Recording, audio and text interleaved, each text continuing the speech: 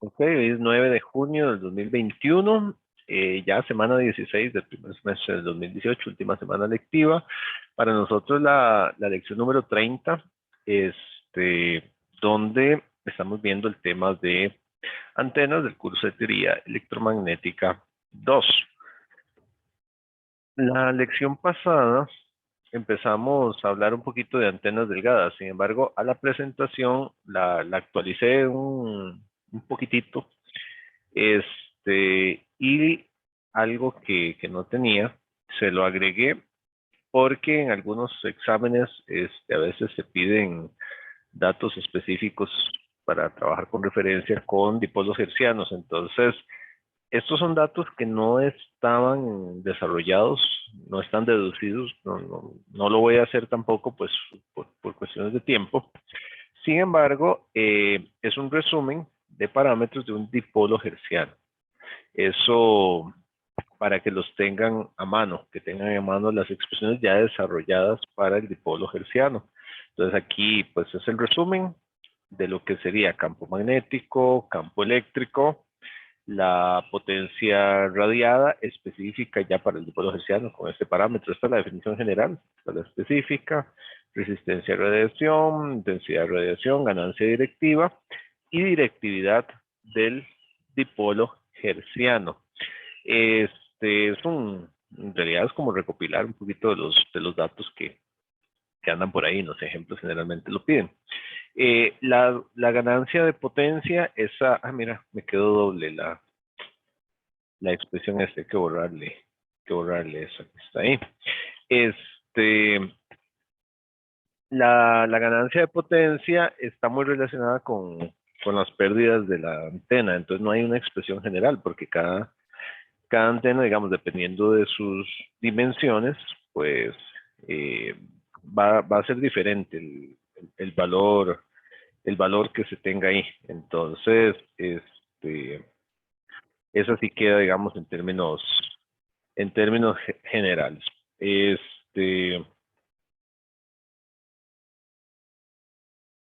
Ok, y la eficiencia pues depende de ella, entonces esas están en términos generales. El resto pues ahí, nada más para que los tengan ahí concentrados los parámetros, porque el semestre pasado se preguntó algo específicamente sobre un dipolo hertziano, entonces se asumía que ya tenía que tener la fórmula y por ahí hubo que dárselas, entonces mejor de una vez se las presento para que las tengan a mano.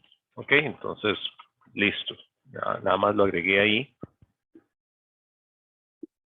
antes de lo que ya estábamos comentando la lección pasada, que son las antenas lineales delgadas, que hice una introducción ahí rapidísima, mientras le quité la oportunidad al grupo 1 de exponer, porque fue en el último instante que hablé de esto.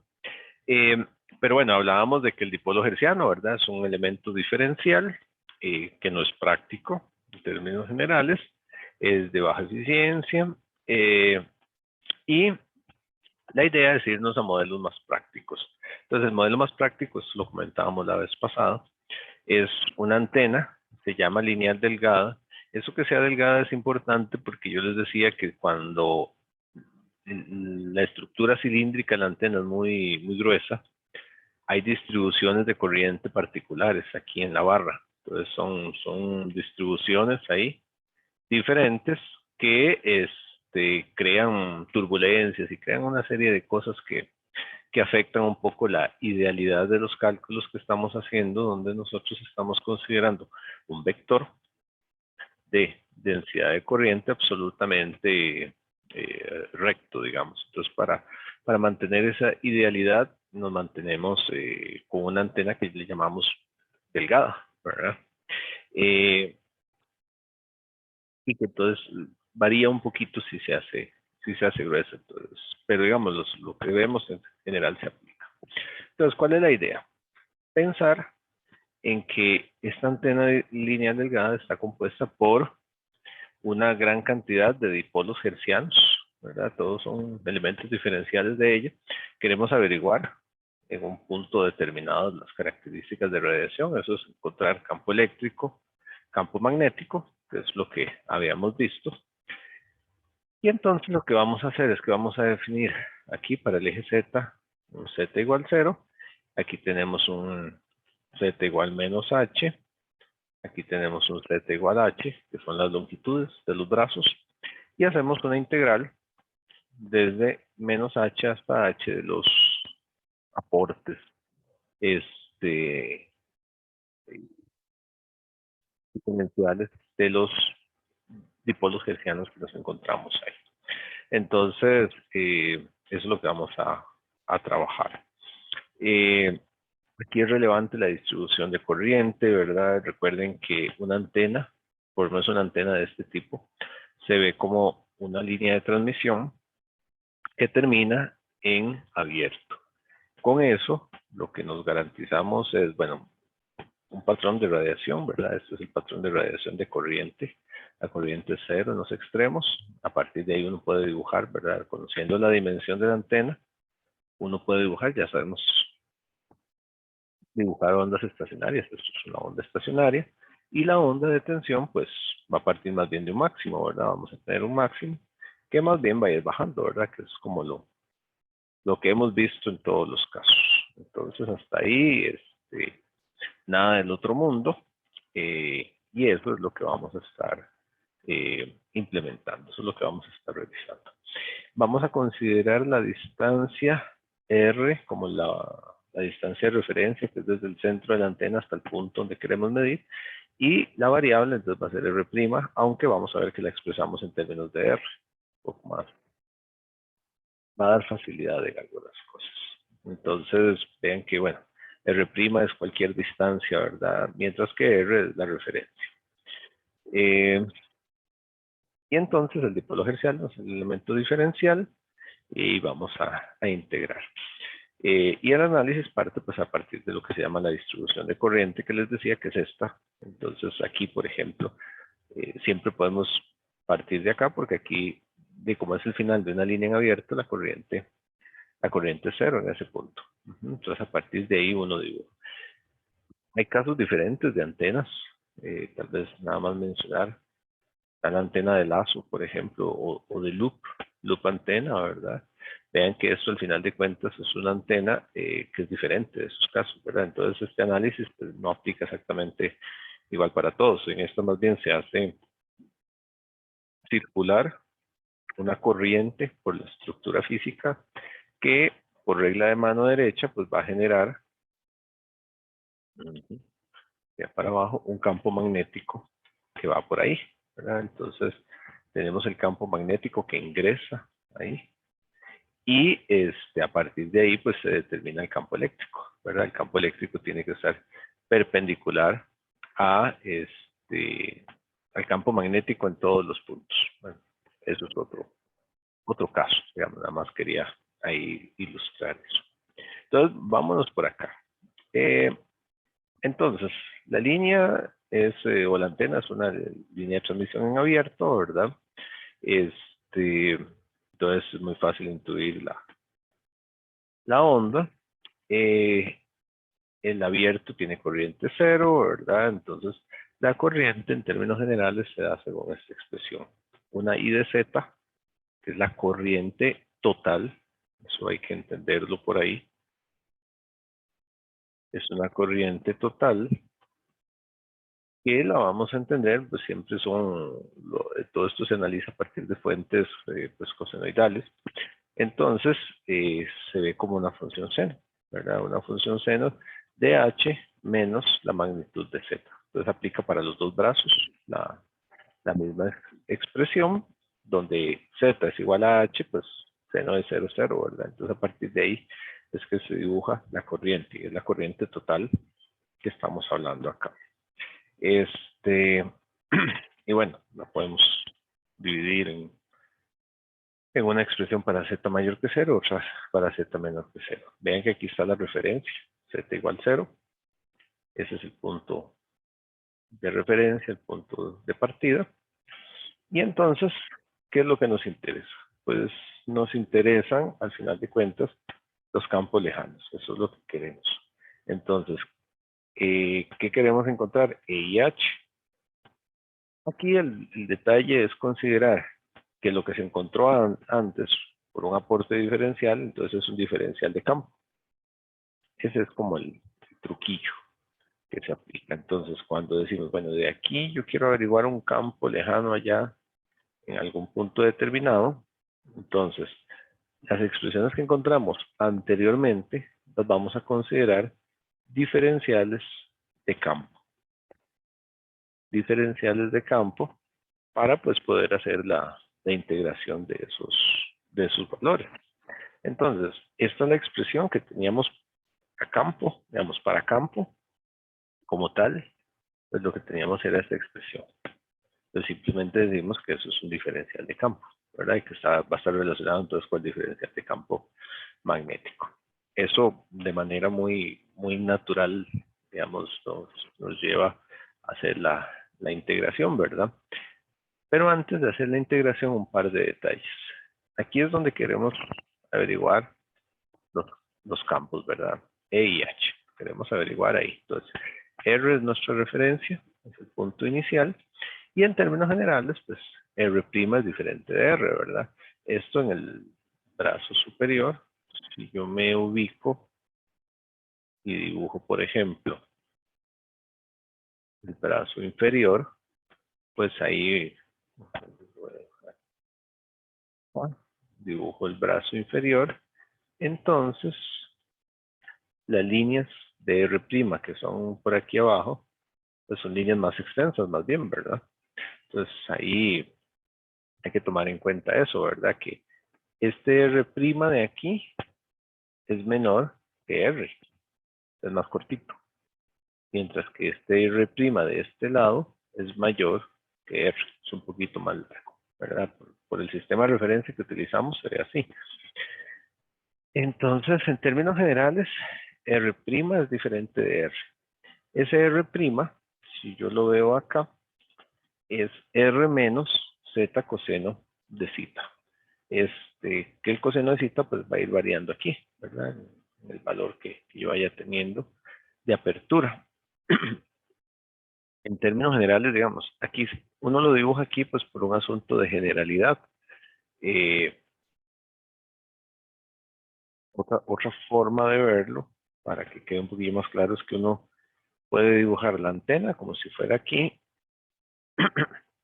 y quiere averiguar el punto justo acá, ¿verdad? Entonces aquí es un poco más fácil de ver algunas cosas. Uno ve ahí el R y entonces uno ve estos valores de acá, estos valores de acá, ¿verdad? Los que queremos averiguar.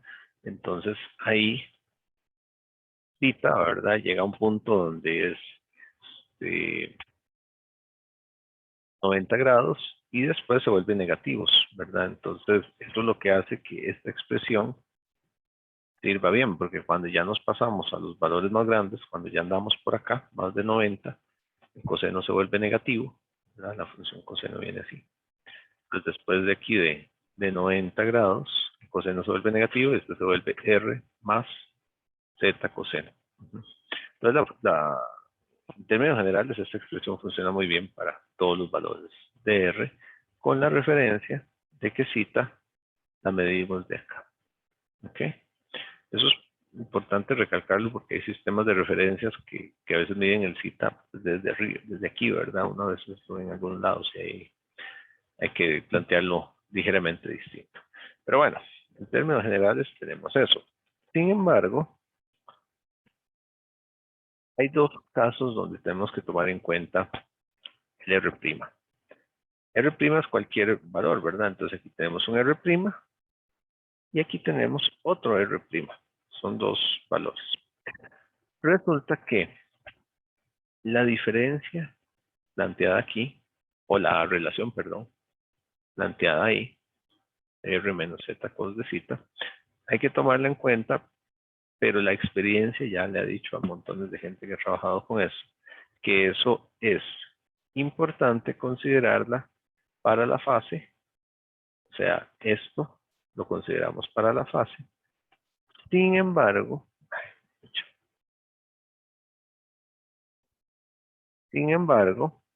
para la magnitud se consideran que son iguales. Como les digo, ya esto es mucha gente que trabaja, ¿verdad? Y que empíricamente pues se da cuenta que para la magnitud no es tan relevante esas pequeñas diferencias, pero para la fase sí es relevante. Entonces, eso pues nos lo llevamos a la ecuación de campo, ¿verdad? Entonces, resulta que aquí nada más esto lo vamos a considerar simplemente R y listo. Pero aquí sí vamos a considerar esto como R menos Z cos de zeta. Es mejor plantearlo de esto porque todo el planteo lo hacemos a partir de una referencia, de un único valor de R, y es un poquito más conveniente, digamos. Entonces, cuando hacemos la integración, vamos a hacer la integración de esta expresión, ¿verdad? Entonces vean que el diferencial de campo es igual a todo esto. Entonces, para quitarle el diferencial, tengo que hacer la integración de los valores.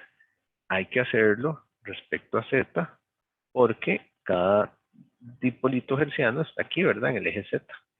Entonces, hay que hacer la integración respecto a Z, ¿verdad? Por eso es que se hace de Z. Se hace una sustitución, ahí está indicada, digamos que esta corriente es la corriente que pasa por la antena. Entonces esa corriente está aquí indicada, que a la hora de sustituirlo, pues nos va a llevar este sen de beta h menos z, ¿verdad? Me lo va a llevar por acá. Entonces, la expresión que queda es esta, ahí está el j, la magnitud pues no depende para nada de la integral, entonces queda el im afuera, ¿verdad? Que es la magnitud. Ahí tal vez solo señalar que no lo hice explícito, im, vean que es la magnitud de la corriente total o de la onda estacionaria que tenemos ahí, ¿verdad? Porque esa corriente lo que nos describe es precisamente ese punto. Entonces, cuando nos llevamos eso, tenemos los otros valores, z sub 0 beta, el sen de zeta, que no depende de z, ¿verdad? 4πr, vean que ya no es r', ahora es r. El término exponencial, al dejarlo, digamos, al expresar r' así, entonces yo puedo hacer la separación, ¿verdad? Porque entonces vean que ahí le queda un e a la menos j, e a la menos j, beta r, sería beta r menos z cos de zeta. Entonces, ese exponencial es posible separarlo. Y e a la menos j, beta r sale aquí afuera, y aquí menos por menos da más, entonces e a la j z cos de zeta, beta z, perdón, cos de zeta queda dentro de la integral porque eso sí depende de zeta. Hay que hacer esa integral, no vamos a centrarnos en el detalle de la integral, sino que vamos a presentar la resolución. Una de las características que tienen los temas de antenas es que las integrales que suelen aparecer no son integrales sencillas. De vez en cuando hay problemas que usan integrales, que se ponen por ahí. Una integral media rara, les damos la integral, ¿verdad? No tienen que preocuparse por tener ahí la mejor tabla de integrales. Las básicas sí tienen que saberlas, pero cuando son complicadas nosotros se las damos. La cuestión es que a la hora de resolverlo queda de esta manera. ¿Qué es esto? Esto es el campo eléctrico para la antena lineal delgada, ¿verdad?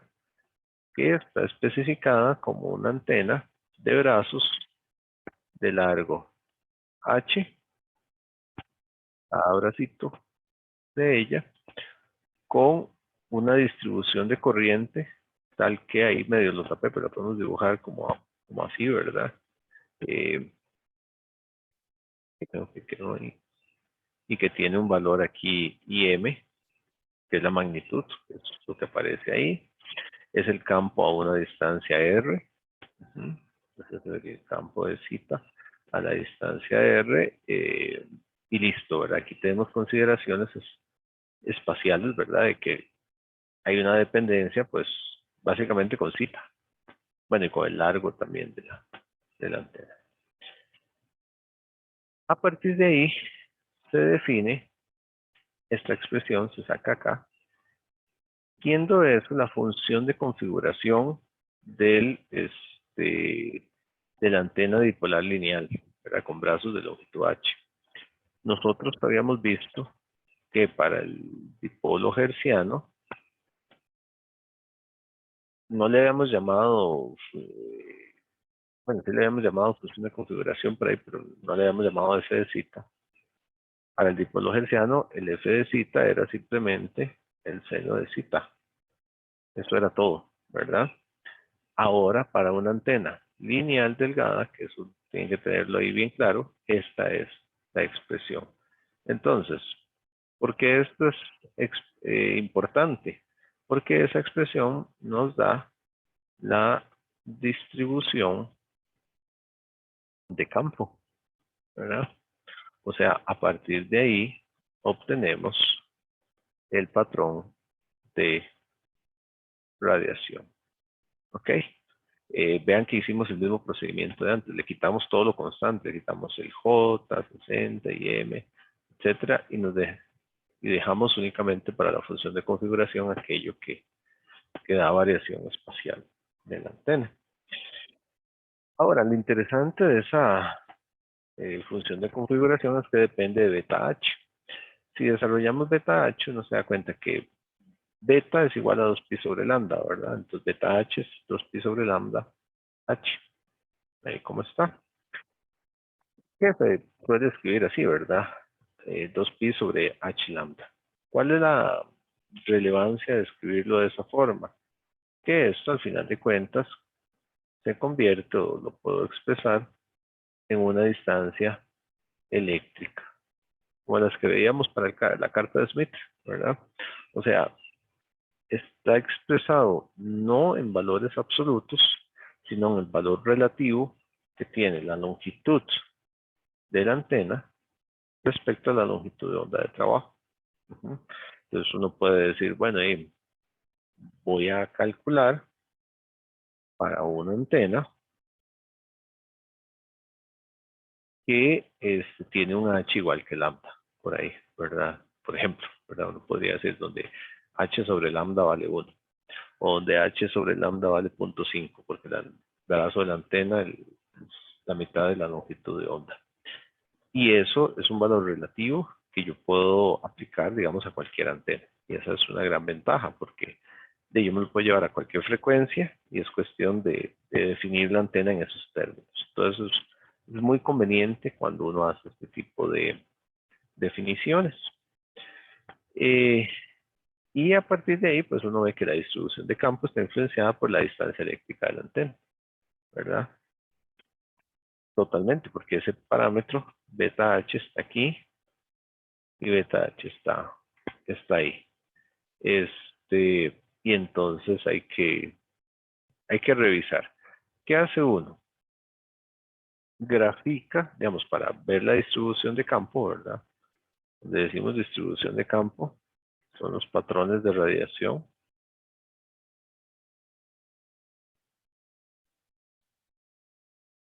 Serían los patrones de radiación. Lo que tenemos acá, dibujando esto. Ahora, la gráfica de esto no es sencilla, ¿verdad? No es tan sencilla como el caso anterior, donde nada más era la magnitud de zeta. Entonces, pues hay que trabajarla un poquito más, ¿verdad? En ocasiones pasa que algún tipo de evaluación o algo así se les pide de alguna expresión. Entonces, ¿qué es lo que uno tiene que hacer? Esta expresión media no es complicadísima, pero vean que está en términos, bueno, beta h, eso es un parámetro fijo, ¿verdad? O sea, yo digo, lo voy a hacer para una antena de tanta distancia eléctrica. Al final se expresa aquí, ¿verdad? Uno no dice, voy a hacer un dibujo para un beta h variable, no tiene sentido, ¿verdad? No, ese no es una variable, más bien es un parámetro. Entonces, esto queda fijo. Entonces, uno dibuja, hace una tabla de cita, de f de cita, define acá y empieza a poner ángulos, ¿verdad? Entonces, 0 grados, por decir algo, no sé, 10 grados, 20 grados, etcétera, ¿verdad? Entonces, uno tira y obtiene los valores y lo grafica pues polarmente ahí.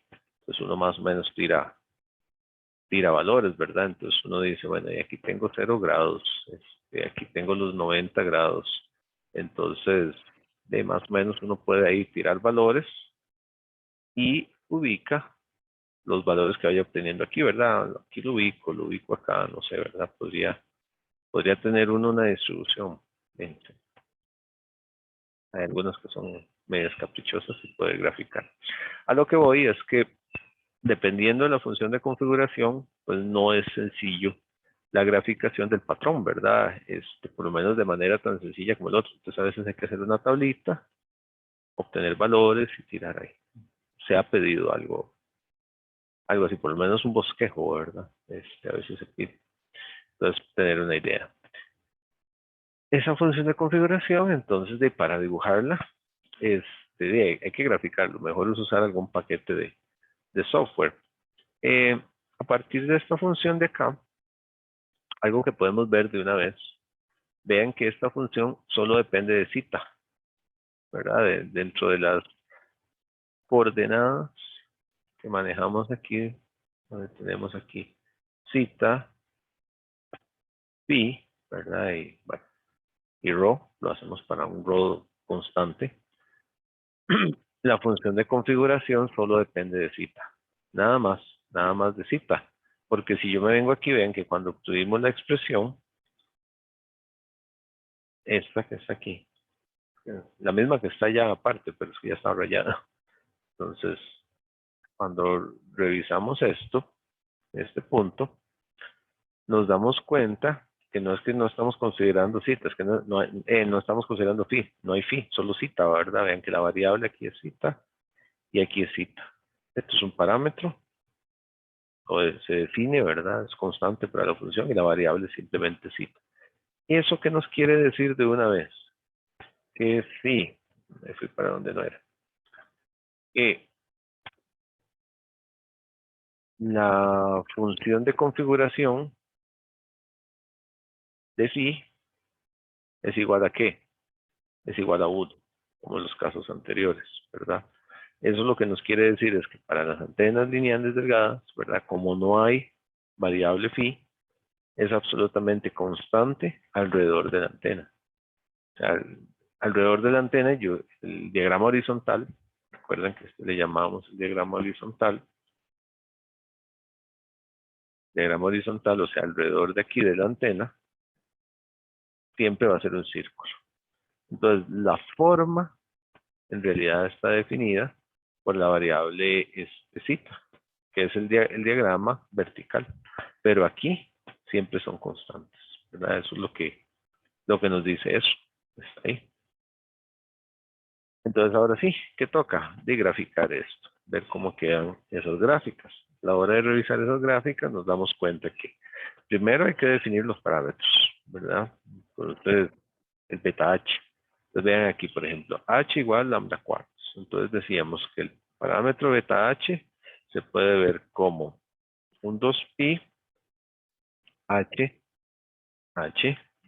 hágame caso la mano, sobre lambda. Entonces, cuando yo tengo eso ahí, yo digo, bueno, entonces tengo 2pi por H, que son lambda cuartos, sobre lambda, ¿verdad? Entonces ahí cancelo los lambda y resulta que el parámetro beta H se convierte en 2pi sobre 4, lo cual sería pi medios. ¿No? Lo cual sería pi medios. Eso me lleva a que la función de configuración entonces es un coseno de pi medios por coseno de cita menos coseno de pi medios, 40 grados, sobre seno de cita. Y eso es lo que graficamos, ¿verdad? Si hubiese que hacer la tablita que les hablaba hace un momento, pues hay que trabajar con ella, ¿verdad? Aquí queda muy fácil porque del coseno de 90 es 0. ¿verdad? Entonces nada más me queda esta expresión sobre esta y a partir de ahí uno grafica. Esa gráfica en particular, pues da esto, ¿verdad? Da esto que está ahí. ¿Se les parece? ¿Se les hace conocido? Sí, claro, ¿verdad? Es la del dipolo hertziano. Esto nos remite a la figura como la dona que les decía, que es de radio cero, ¿verdad? Que tenemos, porque ya vimos que el diagrama horizontal es igual en todos los puntos, ¿verdad? Entonces sabemos que esto siempre se mantiene ahí en redondo y ese es el diagrama vertical. ¿Cómo va variando si muevo los parámetros? Bueno, o si varío la longitud de la antena. De aquí tenemos un h lambda medios, ¿verdad? Entonces el parámetro 2pi h sobre lambda, pues se convierte en un 2pi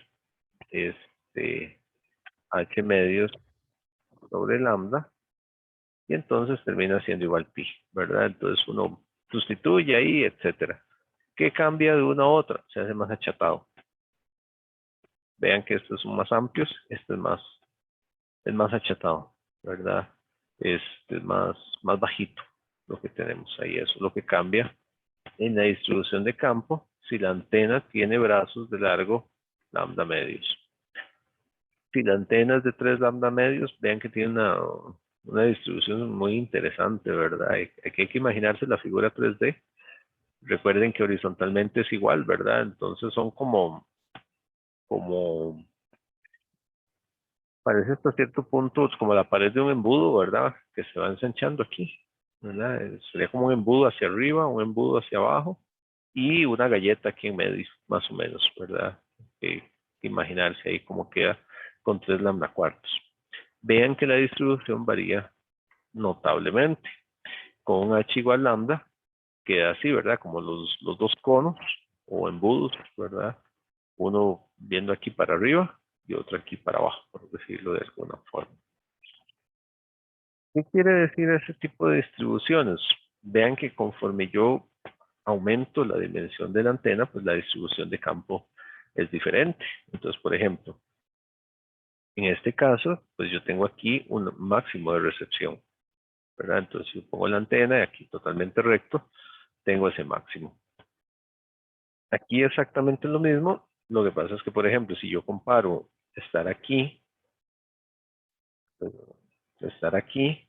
respecto a estar aquí, aquí tengo más recepción, ¿verdad? En este tengo más recepción que en el otro, ¿verdad? Por razones obvias. Sin embargo, si yo estoy aquí, por ejemplo, aquí no tengo la máxima recepción. ¿Dónde está la máxima recepción? Está aquí arriba. En que ya esto es una antena como muy particular, la forma en que distribuye el campo. De igual manera esto. Pero aquí tengo, bueno, algo de recepción aquí. Esta tiene 0 recepción acá, donde otras tenían recepción y particularmente la A y la B eran máximo. Entonces aquí no hay recepción. Aquí el campo es igual a 0. Pero aquí sí voy a tener algún valor, ¿verdad? Aquí tengo el máximo. Y tengo 4 máximos, pues, sí, iguales ahí. Bueno, 4 máximos visto de esa manera. Podría pensarse que son 2, uno arriba y otro abajo en redondo. ¿Ok? Entonces, eso me habla de las características de distribución de campo y cómo varían con el largo de la antena, lo cual es bastante relevante. Si uno sigue, digamos, uno podría jugar con la expresión y se va a encontrar eso que tiene pues periodicidad, ¿verdad? Va a tener alguna periodicidad los valores que se van presentando por ser funciones trigonométricas. Eso le va dando alguna periodicidad ahí a los valores que están ahí. Pero entonces el concepto importante es que el largo de la antena es muy relevante en la distribución de campos. Entonces, eso es importante. Entonces, algo que se espera de ustedes es que, por ejemplo, a partir de una función de configuración, puedan establecer, al menos en términos generales, la distribución de campo. Por eso les decía la tablita que a veces hay que realizar.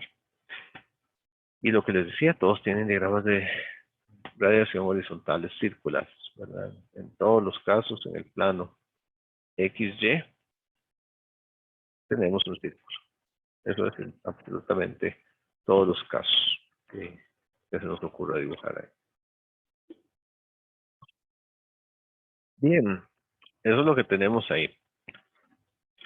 En generalidades para antenas lineales.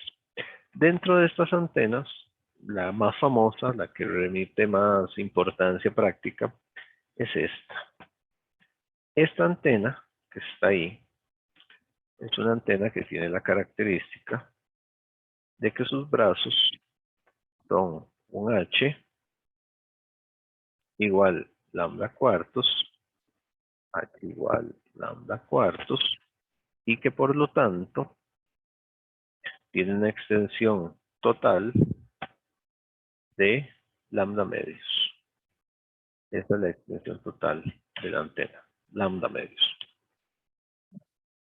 Esa antena tiene una característica particular de que, bueno, primero, es una antena realizable, no como el dipolo hertziano, que no lo es. Y el hecho de que sus campos se puedan distribuir de manera bastante uniforme, de hecho, si uno lo ve, es la antena que más se acerca a una distribución isotrópica. Lo hace una antena muy usada y muy, digamos, importante, porque es una antena muy general, digamos. Si yo si necesito hacer una difusión de información, si necesito llegar al mayor número de receptores y tengo que poner la antena en algún punto y mejor uso una de estas. Esta antena se llama una antena de lambda medios por la longitud total. Entonces es una antena de estudio, digamos, que uno pues, debe conocer cómo funciona. Nada más mencionarles que hay libros, digamos, nosotros estamos basándonos en eso, que los brazos son H. Algunos libros simplemente ustedes verán que le dicen, H igual lambda medios. Bueno, hay que revisar la referencia, porque algunos libros le llaman a H esto, ¿verdad? Le llaman así. La referencia que estamos utilizando nosotros es que cada brazo es de largo H. Algunos libros, toda la antena le dicen H y a eso le llaman lambda medios. Entonces nada más ahí ese detalle. Entonces, dipolo de media onda. Dipolo de media onda. ¿Qué nos interesa? Bueno, y es el caso para H igual lambda cuartos, ¿verdad? Que te da una longitud de lambda medios, lo que les decía. En ese caso, el beta H se transforma en pi medios, que es lo que vimos hace rato, ¿verdad? Me reduce un montón la expresión, ¿verdad? Coseno de pi medios, coseno de citas, en de citas, la expresión que les decía. Ya conocemos la distribución de campo, que es esta, ¿verdad? Que es la más similar a un caso isotrópico. De hecho, si ustedes buscan a veces en internet y buscan una antena isotrópica, lo que les venden es una antena de este tipo. El campo lejano ya para esta característica se puede sustituir, ¿verdad? Porque ya tenemos un beta H, entonces a la hora de sustituir, pues la función de configuración nos queda de esta manera. Podemos obtener el vector de Poynting promedio de manera muy sencilla, ¿verdad? Ya podemos decirlo así o podemos hacerlo con E cuadrado también, ¿verdad?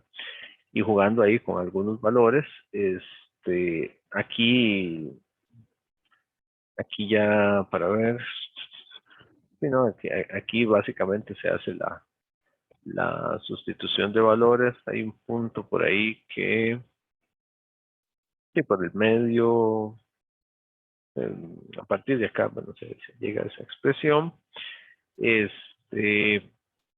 nos interesa para esa dipolo, pues conocer sus distintos parámetros. ¿Cuáles parámetros? Potencia radiada, ganancia directiva, directividad, resistencia de radiación. Y eso es lo que vamos a hacer. ¿Alguna pregunta hasta acá?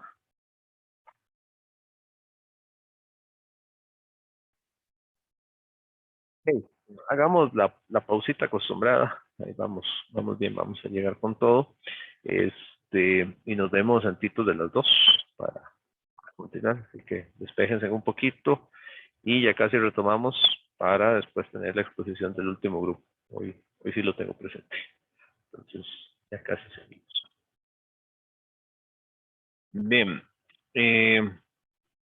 para continuar viendo lo que es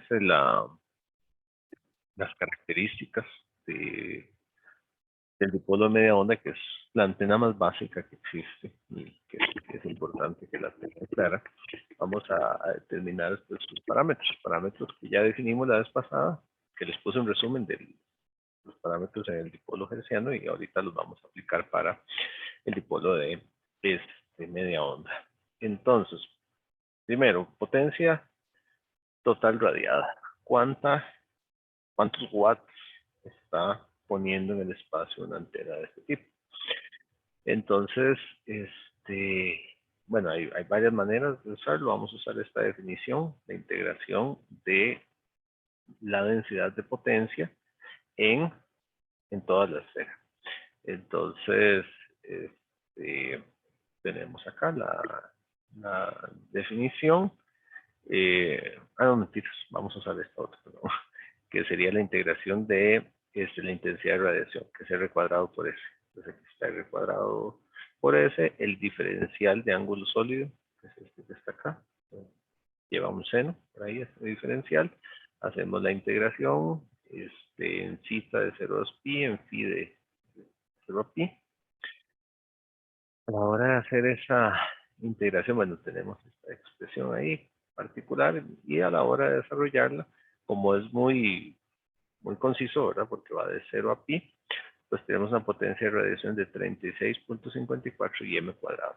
Una característica que tienen estas ecuaciones es que suelen depender mucho pues de la corriente total que se tenga en la antena. Entonces, a partir del patrón de radiación, y de la distribución de corriente, uno logra determinar, digamos, cuánto es la corriente. Es simétrica en los brazos, ¿verdad? Entonces uno puede encontrarse antenas que si bien algunas pueden alcanzar varios ciclos, digamos, podría ser una antena larguísima, si esto es una antena de 2 lambda, entonces es muy fácil determinar cuánto es el IM ahí.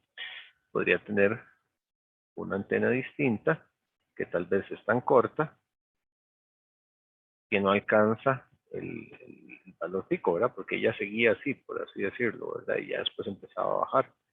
Entonces, pero su valor máximo, pues entonces va a estar ahí, ¿verdad? Su valor máximo lo vamos a tener ahí. Pero en términos generales, pues sí, depende de la potencia radiada, depende de la corriente usualmente. Entonces ahí tenemos un valor específico que es un valor importante que lo añadan al formulario para lo que son antenas de media onda.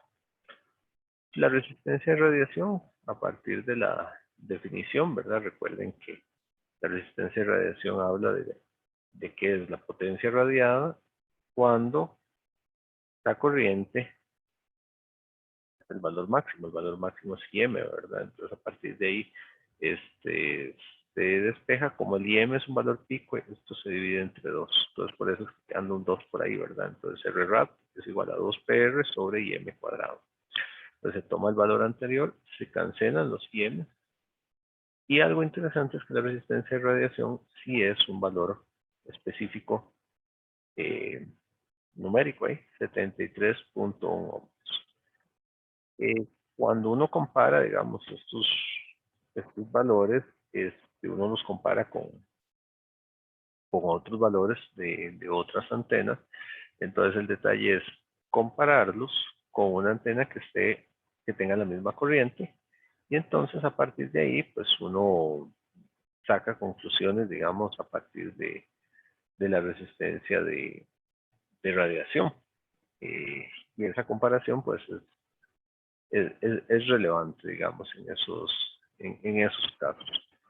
Entonces, por ejemplo, si yo tengo otra antena diferente y me dice, bueno, tiene la misma resistencia de radiación, pero su resistencia radiada, por ejemplo, es de, qué sé yo, su resistencia de radiación, perdón, no resistencia radiada, es de 60 ohmios. Cuando yo llego y hago la comparación de estas dos partes, ¿verdad? Entonces, cuál es mejor, cuál de las dos antenas es mejor. Si yo las comparé con la misma corriente pico, pues a la hora de yo ver esto, yo determino, bueno, esta es mejor. ¿Por qué? Porque la resistencia de radiación mayor, perdón, me va a dar una mayor potencia radiada. Entonces, por eso es un parámetro útil de comparación de antenas cuando pues está haciendo bajo una misma métrica, ¿verdad? Una misma corriente. Al final de cuentas, que es la comparación que buscamos. Luego tenemos, bueno, la intensidad de radiación, que es igual a U, R cuadrado, densidad de potencia promedio, ¿verdad? Entonces, el valor máximo aquí sería, bueno, para la densidad de potencia, el valor máximo es para 90 grados. Y a partir de ahí calculamos si el Umax, entonces, va a ser 15 m cuadrado sobre pi. Aquí yo los estoy viendo rápido, pues también para tratar de cerrar el tema este, adecuadamente, pero es importante que ustedes pasen por estos pasos. Ojalá que hagan los cálculos, porque eso les ayuda a entender los cálculos y en ocasiones hay problemas que consisten en calcular estos parámetros. Entonces es importante que vean bien, digamos, por qué, y entiendan las razones de por qué, por ejemplo, cita 90 para el Umax, ¿verdad? Entonces cuando uno toma la expresión, se fija qué es lo que lo maximiza. Entonces eso, tómalo en cuenta. Entonces aquí está el valor de ese Umax y a partir de ahí la directividad es 4pi Umax sobre PR. Ya tenemos ahí el valor, tenemos el PR. Vemos que voy a tener Umax sobre PR y los dos tienen M cuadrado, entonces me van a cancelar. Y me da un valor de directividad de 60. Bueno, está aquí. Luego en la otra parte hago la cancelación de valores y me da un valor de 1.64 de directividad. Esto es lo que generalmente se le llama nada más la ganancia, el valor máximo, ¿verdad? Es lo más usual que se maneje. Esto se puede expresar en decibeles. En decibeles son 2.15 decibeles. Este valor es importante y les voy a decir por qué. Esta es la antena más isotrópica, la antena práctica, digamos, más básica que hay, por su característica de parecerse más a una antena isotrópica. Esta es la que distribuye los campos de manera más uniforme. Y su ganancia es de 2.15 dBi. Y porque respecto a una antena isotrópica. Esta es la ganancia más baja que hay. Ninguna antena práctica tiene una ganancia más baja que esta. 2.15 dBi. Entonces, aunque esto es directividad estrictamente hablando, ¿verdad? Porque la ganancia directiva es en función de los ángulos, ¿verdad? Entonces, mayor se le llama la directividad, pero a nivel práctico eso es lo que se le llama ganancia. Entonces, esta es la ganancia más baja que tiene una antena práctica. ¿Por qué? Porque todo se compara respecto a una antena ideal, ¿verdad? Entonces, todo tiene mayor ganancia o tiene una mayor concentración respecto a esa antena, más que ideal, teórica tal vez, ¿verdad? Que es la antena isotrópica. Entonces no hay nada más bajo que esto. Eso para que lo tomen en cuenta.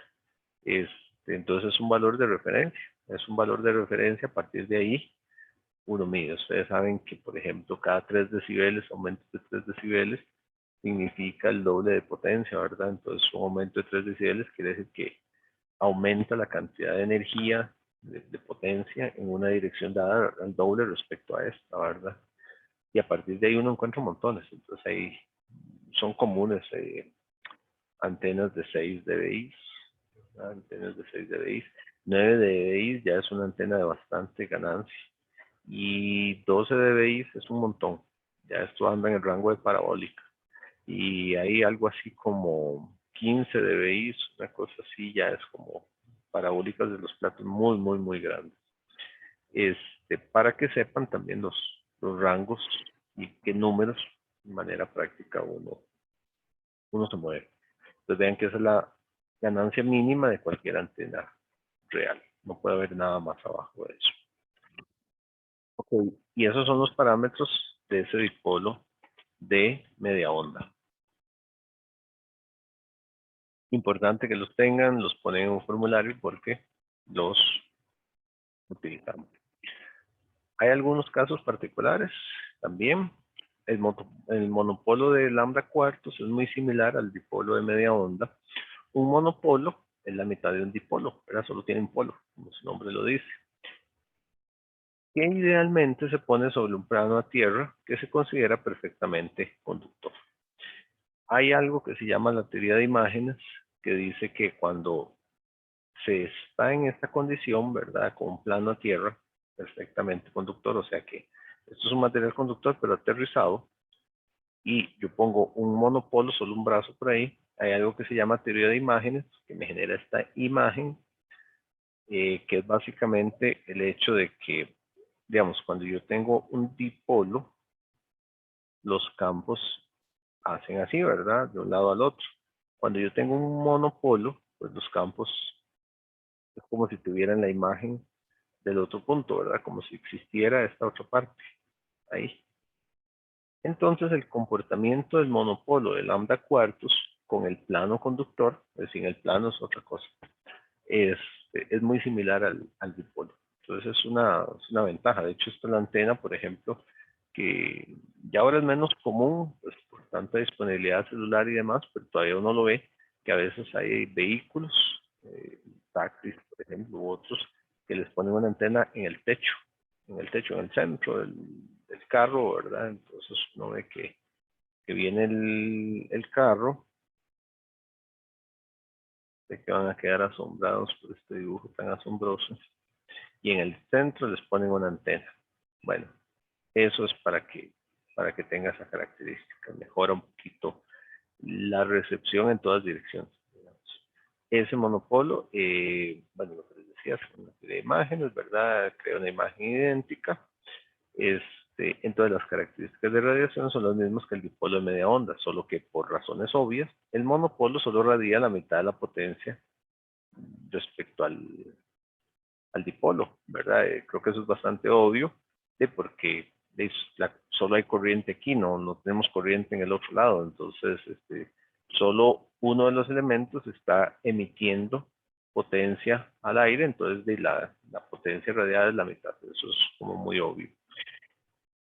Entonces, a partir de ese concepto, la potencia y resistencia de radiación son la mitad. 18-28 en lugar de, ¿cuánto eran? 36-56, era algo así. Y la resistencia de radiación 36.5. Es un reflejo directo, digamos, de lo que tiene ahí. Pero en lo que es directividad, es lo mismo, ¿verdad? Va a tener la misma directividad que tiene el dipolo, solo que con menos watts, ¿verdad? Recuerden que la ganancia de una antena habla de la distribución de campo nada más, no habla de los watts en general. Otra antena, que es una antena, digamos, famosa, es la antena de lazo, hace un rato se les decía, o loop antena, ¿verdad? O a veces le dicen de cuadro pequeño. De cuadro pequeño en realidad es cuando las antenas son como así, es un cuadro. Sin embargo, sus características igual se asemejan de esta manera. Es una antena que se estudia más a partir de su campo magnético que de su campo eléctrico, también por obvias razones, por aquí viene una corriente, y entonces, por regla de la mano derecha, pues hay un campo magnético aquí, ¿verdad? Eso es lo que tenemos ahí. Entonces, es eso, es una espira, ¿verdad? Lazo circular de radio Rho sub 0, por la cual pasa una corriente I sub 0 cos de omega t. La gran ventaja de esta antena es que de manera muy sencilla indica la dirección en la que proviene una radiación. ¿Por qué?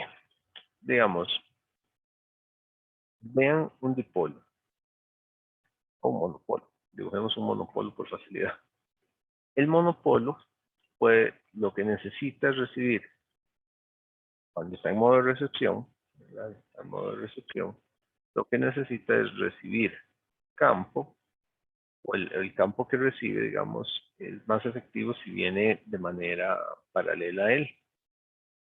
Entonces, pero él no sabe por dónde le llega, le puede llegar por delante, por detrás, por un lado, por el otro, etcétera. No tiene idea de por dónde viene el campo. Entonces el campo llega y por donde llegue él lo convierte en voltaje. Punto. ¿Verdad? Con el lazo no ocurre así, porque la máxima inducción se va a dar para el campo magnético que viaje de manera perpendicular a el área transversal de ese lazo. Entonces esto tiene un área aquí, ¿verdad? Entonces hay un vector normal que sale de aquí,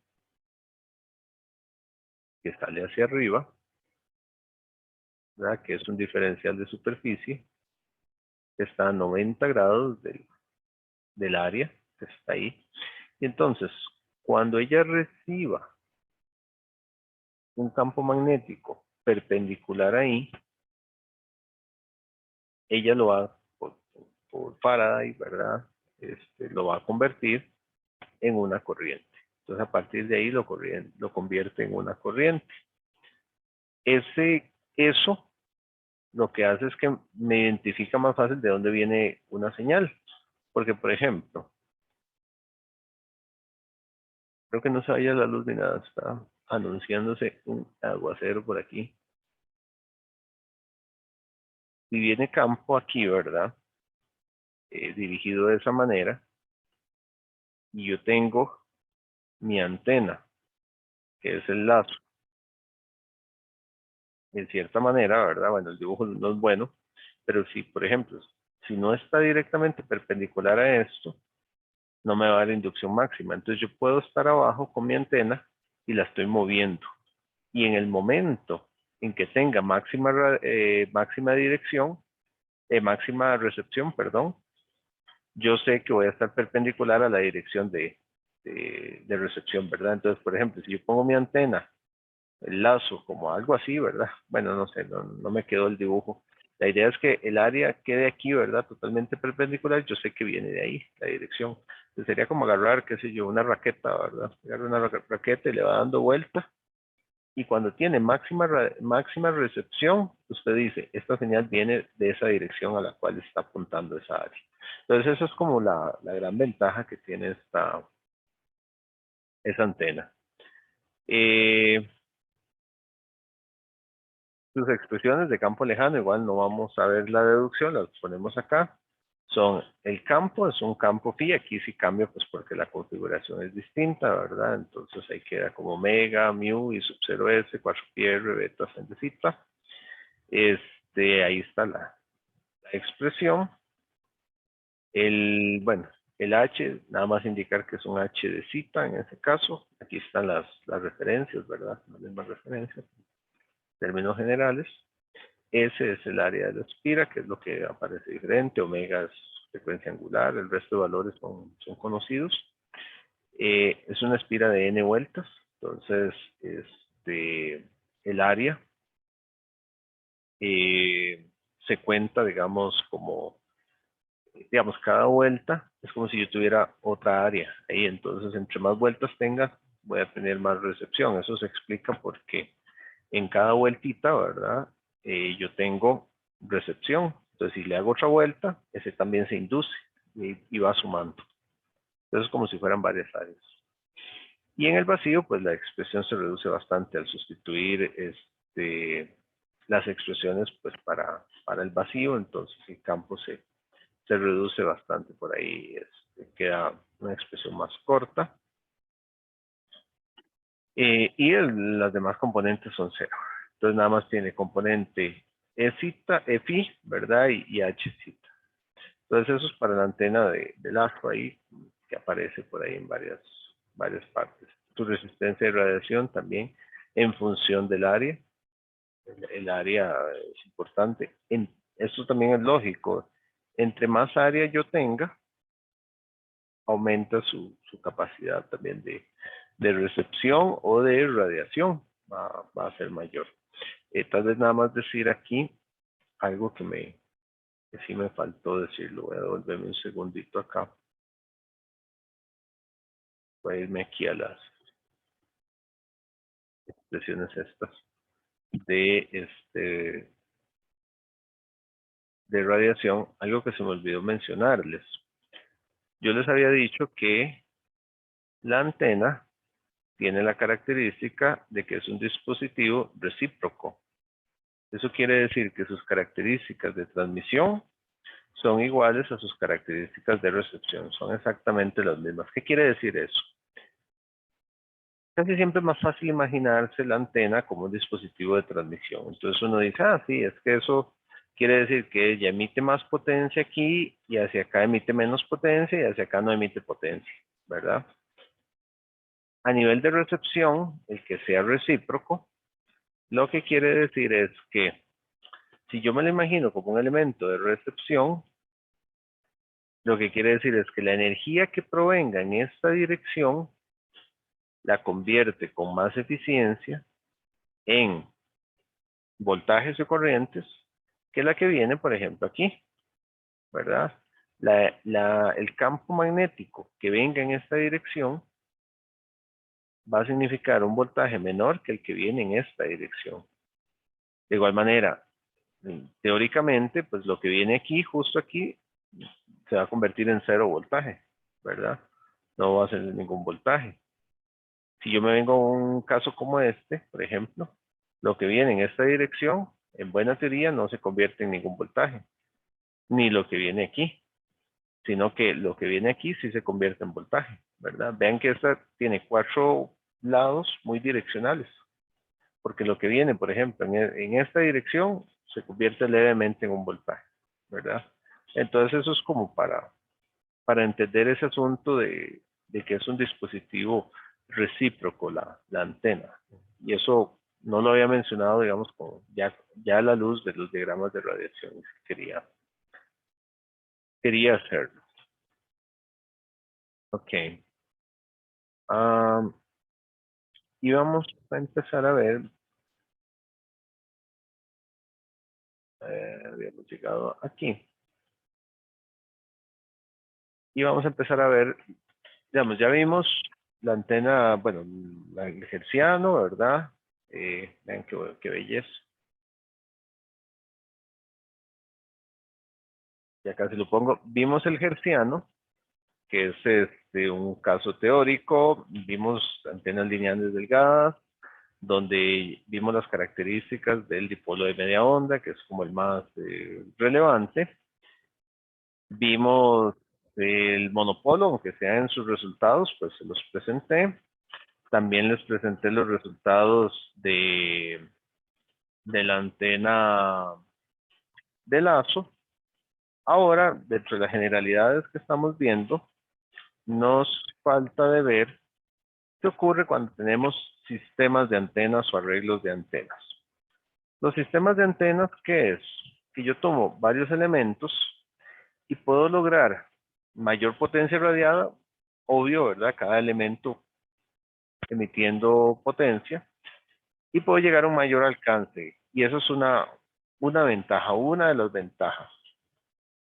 Entonces, yo puedo tener sistemas que hacen sumatoria, ¿verdad? Hacen sumatoria de los campos y entonces tengo de mayor potencia. Obviamente tengo que invertir también más potencia porque tengo que alimentar cada uno de los elementos. Adicionalmente, algo que se puede hacer con los sistemas es lograr una mayor directividad. Y tal vez es la función más interesante que tenemos. Una mayor directividad que la de un elemento individual. O sea que yo puedo aumentar la intensidad de campo y la concentración en una dirección determinada. Y esa es la parte más relevante. Vamos a ver hasta dónde nos da chance porque hoy expone un grupo. Si no, terminamos la próxima clase. Ya nos falta poquitos. Entonces, el arreglo de antenas es un grupo de elementos de radiación dispuestos de tal forma que produzca características de radiación particulares.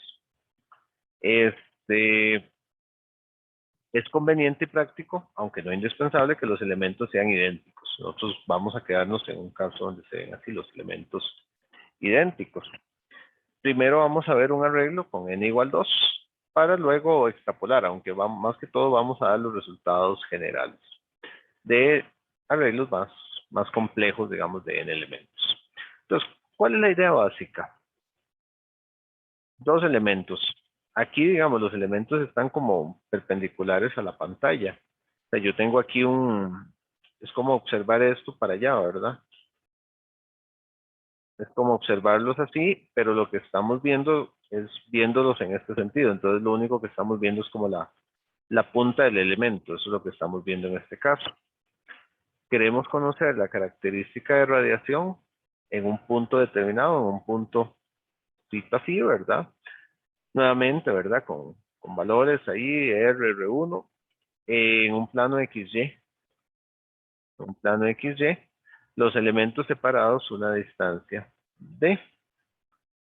Entonces, queremos conocer la contribución total de campos, ¿verdad? En el punto, debido a la contribución individual de elementos. El elemento 0 es el primero, y la corriente I es el elemento de referencia, que además tiene una fase de 0 grados. Vamos después a ver la importancia que tiene esto de las fases. Mientras que en el elemento 1 hay una corriente adelantada por una fase phi. Bueno, no es phi esa cosa, esa es, creo que eso es un phi, o eso es un phi diferente, creo. Este, pero hay un desfase de corrientes. Entonces, en el punto, pues tenemos varios campos, ¿verdad? ¿Qué vamos a tener? Vamos a tener un campo provocado por E0 y un campo por E1, ¿verdad? En términos generales decimos que esos campos es una magnitud de campo, una función de configuración, ¿verdad? Y un aspecto de fase, que es este que está aquí. Bueno, una consideración de distancia y un aspecto de fase. ¿Qué vamos a tener ahí? Con el detalle de que hay un desfase entre un punto y el otro, ¿verdad? Entonces, hay un campo total ahí, ¿verdad? Que va a ser la suma de ellos. Bueno, f de zeta phi es la función de configuración y m es la función de amplitud, de manera muy general. Entonces se dice que en el punto yo tengo una suma de los campos, ¿verdad? Entonces puedo sacar a factor común. Como son elementos idénticos, la función de configuración es la misma. Pero me quedan acá, pues, las diferencias que hay de magnitud, que me lo da esa función R, ese 1 sobre R, y de fase. De manera similar a lo que habíamos dicho antes, pues, para campos lejanos, en lo que se refiere a magnitud, no hace falta considerar las diferencias. Sin embargo, en lo que concierne a fase, sí hace falta, ¿verdad? Entonces, para la fase sí se consideran las diferencias que dan ahí. Entonces, se establece que el R1 es igual a R0 menos delta en de zeta cos de phi. Es una consideración muy similar a lo que habíamos visto antes. Entonces, si sustituimos esas dos consideraciones, tenemos un campo total, que es la magnitud, la función de configuración, considerar estos dos como uno solo, entonces saca factor común, R sub 0. Puedo sacar esto a factor común porque el R1 está en términos del R0, ¿verdad? De manera muy similar a lo que hicimos antes y nos queda esta expresión que está ahí. A partir de ahí, se define con la función esta gamma ahí, se hace un jueguito, digamos, de manejo ahí de las expresiones donde se define este término. Está acá, beta d, donde D es la separación entre elementos, ¿verdad? Sen de zeta, cos de phi, más el desfase, están coordenadas, desfase, ese término aparece ahí en ambos lados. Y para el campo, se dice que su magnitud está dada por 2m, r sub 0, ¿verdad? Que es todo esto, cos de phi, cos del gamma medio es este. Para la magnitud, los exponenciales no se toman en cuenta. pero nos damos cuenta que hay una dependencia, pues, de este término que está acá donde se considera el desfase. Ya casi paso a los de la exposición. Entonces, de los términos anteriores, se tiene, y esta es la parte que quiero llegar por lo menos ahorita. Vean que la expresión anterior, es la función de configuración de los elementos iniciales, pero aparece un nuevo término ahí. Entonces, tenemos la función de configuración de los elementos individuales, que se le llama factor de elemento. Y tenemos una expresión diferente que se llama factor del sistema, que depende de la geometría, amplitudes y fases relativas de estos elementos que están ahí. Entonces, bueno, aquí son las mismas expresiones para verlo. Entonces, acá lo interesante es que vemos cómo el campo eléctrico que tenemos ahí depende de la multiplicación del factor de elemento y del factor de sistema. Está ahí. A partir de lo cual nace lo que se llama el principio de multiplicación de diagramas. Que lo que dice es que la función de configuración del sistema, o sea, del todo, de los elementos idénticos, está descrito por el producto del factor del elemento multiplicado por el factor del sistema. Y eso nos lleva a algo muy interesante, y es el hecho de que yo puedo graficar por aparte el factor de elemento, bueno, aquí le llama unit pattern, y aquí el patrón del grupo. Entonces, si yo los tengo por aparte, los estudio por aparte, de la multiplicación de ellos yo puedo sacar el total. Entonces vean que, por ejemplo, si yo multiplico estos, yo me doy cuenta que, por ejemplo, este tiene nulos, que me va a crear nulos por acá, ¿verdad? Entonces, cuando hago la multiplicación de ellos, obtengo esto. Vean que la multiplicación acá me sigue dando un valor, ¿verdad? Pero este nulo de aquí me anula esta parte, pero no todo, ¿verdad? Entonces, de ahí es que me quedan estos lobulitos pequeños ahí. Y eso se puede deducir a partir de la función del factor de elemento y el factor de sistema. Lo interesante de esto es que eso es lo que nos va a quedar para la próxima clase ya, es ver cómo el factor del sistema está influenciado por esta expresión, que tiene influencia de la separación de los elementos, ¿verdad? Porque D es la separación que teníamos entre los elementos, y del desfase relativo entre elementos. Este tenía 0 y este tenía el desfase ahí. Entonces, eso me va a llevar a poder controlar ciertas cosas de manera interesante, digamos, cuando tenemos sistemas, porque entonces la radiación no depende únicamente de los elementos individuales, sino también del conjunto. Y eso es algo interesante que tenemos que... ¿Alguna pregunta?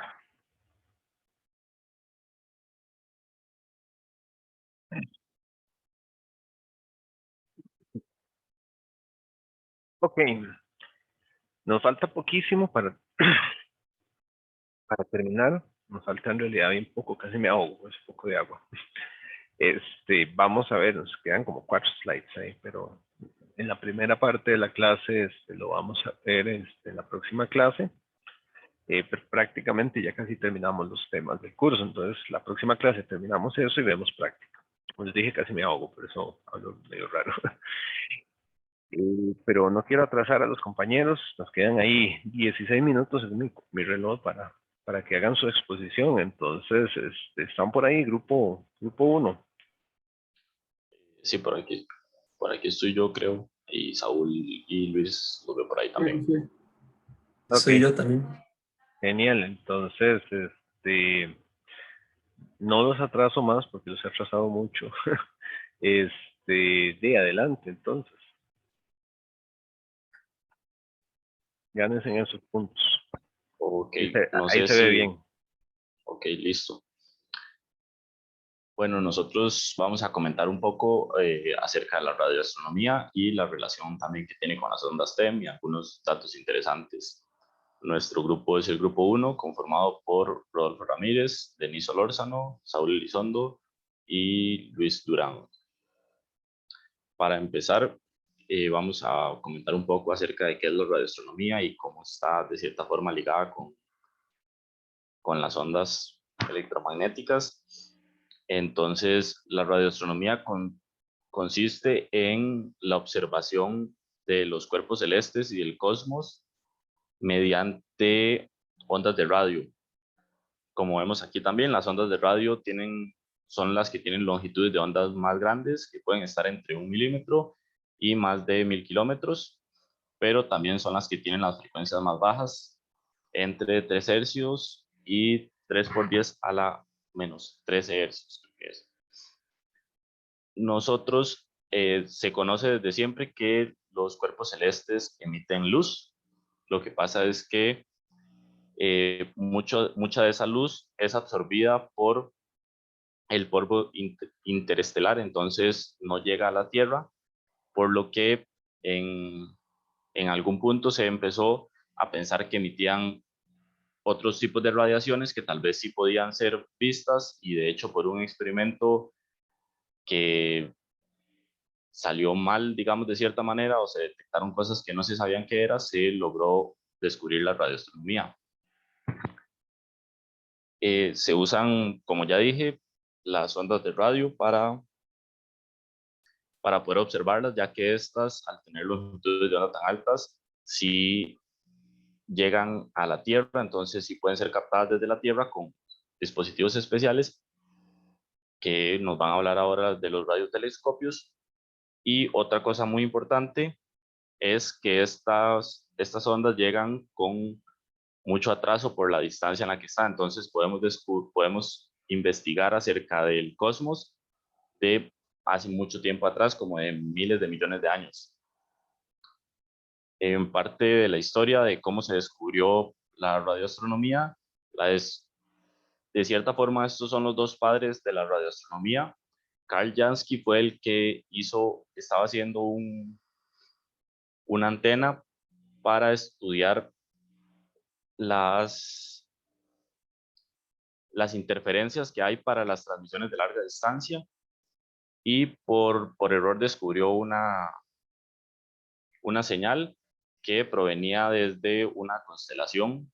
Entonces, en ese momento fue en el que él, de cierta manera y por error, descubrió la radioastronomía. Descubrió que los cuerpos celestes emitían radiación. Él trabajaba en laboratorios Bell en Estados Unidos y no le fue permitido realizar la investigación de esto, ya que consideraron que era extremadamente costosa y que si estas ondas de radio no interferían con las telecomunicaciones, entonces no era necesario estudiarlas. En ese momento, este otro señor, Grote Reber, empezó a construir su radiotelescopio parabólico en el patio de su casa, y fue el primero en mapear la Vía Láctea por medio de las ondas de radio que estudió.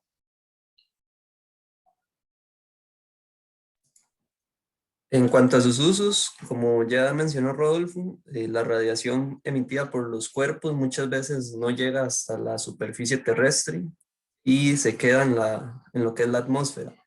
Es ahí cuando entra todo esto de la radioastronomía, y gracias a los radiotelescopios se pueden realizar interesantes observaciones que van más allá de lo que nuestros ojos logran ver. Gracias a estos radiotelescopios es posible observar el gas y el polvo estelar, ya que estos producen ondas de radio que son captables por estos telescopios. También se pueden observar otros fenómenos como las radioestrellas, galaxias, materia oscura, nebulosas, cuasares y pulsares, que generalmente se esconden en las grandes nubes formadas por el polvo, lo que las hace imperceptibles para los telescopios ópticos que están en la superficie terrestre.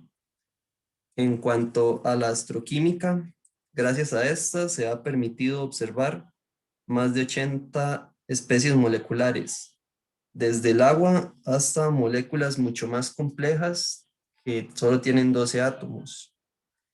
La mayoría están formados de compuestos orgánicos que son esenciales para la vida.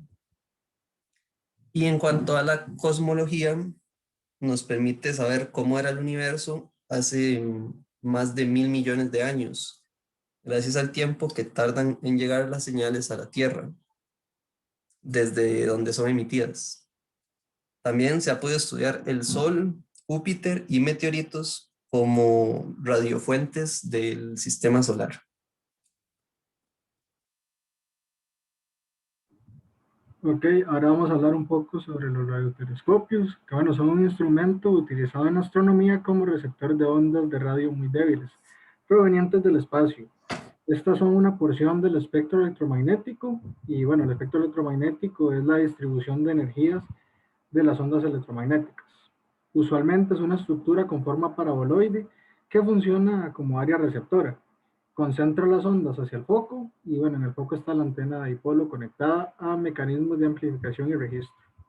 Como, bueno, dos datos curiosos es que bueno, en China se encuentra el radiotelescopio con la mayor apertura del mundo, con medio kilómetro de diámetro, y es conocido como el ojo en el cielo. Y uno de los grandes descubrimientos que se dieron gracias al uso de los radiotelescopios fue la de los púlsar, y fue hecha por Dame Jocelyn Burnell en la Universidad de Cambridge.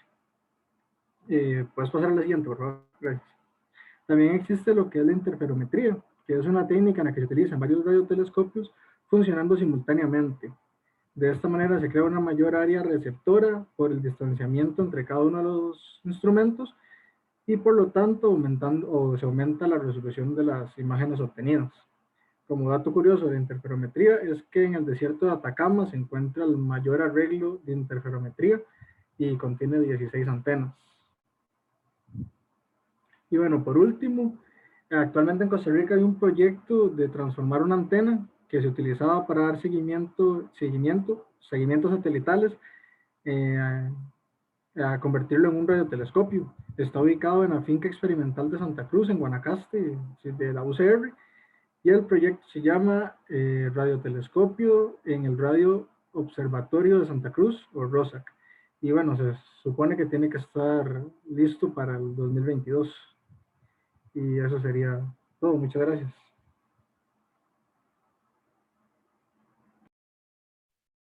No sé si tienen alguna pregunta. Listos. Sí,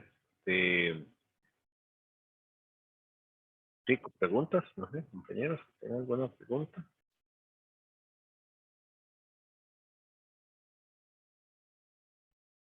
Ok, yo tengo alguna pregunta.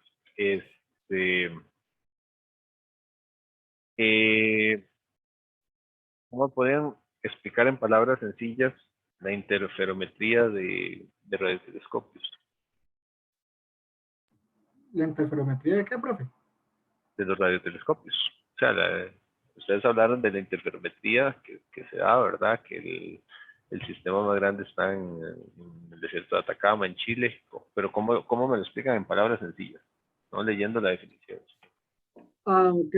Bueno, según entiendo, los radiotelescopios funcionan según el área receptora. Por ejemplo, el que está en China, por eso, bueno, por eso es la idea de hacerlo tan grande. En el caso de la interferometría, lo que se hace es que se ponen los radiotelescopios a determinadas distancias y se forma como, por ejemplo, el óvalo, el ovaloide, bueno, la figura, el círculo, digamos, se me olvidó el nombre, pero usando o sea, los puntos como perímetro de las antenas, por ejemplo. Entonces se aumenta el área de recepción. Tal vez, Ajá. tal vez de forma un poco más sencilla, si nosotros queremos observar lo que sea que queramos observar, una computadora, por ejemplo, y la observamos solo de frente, entonces vamos a tener una idea no muy completa de qué es una computadora, porque solo estamos observando el frente. En cambio, si la observamos de muchos puntos de vista, todos observando la computadora, entonces vamos a tener una mejor idea de cómo está constituida la computadora. Entonces, creo que eso es lo que hace la interferometría. Al tener muchos radiotelescopios observando algo, entonces obtenemos una mejor imagen de eso que estamos observando. De hecho, que por ahí ande, eso es lo que quería decir. Al final de cuentas, no sé si se lo encontraron. ustedes supieron de la imagen que se generó que fue el año pasado, de un agujero negro que lo hizo una muchacha, que hizo las observaciones y demás. No sé si encontraron esa información. Creo que buscándola ahora, tal vez no le dimos énfasis, pero creo que sí la había escuchado en el momento que salió la noticia y que de hecho Ujú. era una imagen como de una resolución sumamente alta. Sí, ahí, bueno,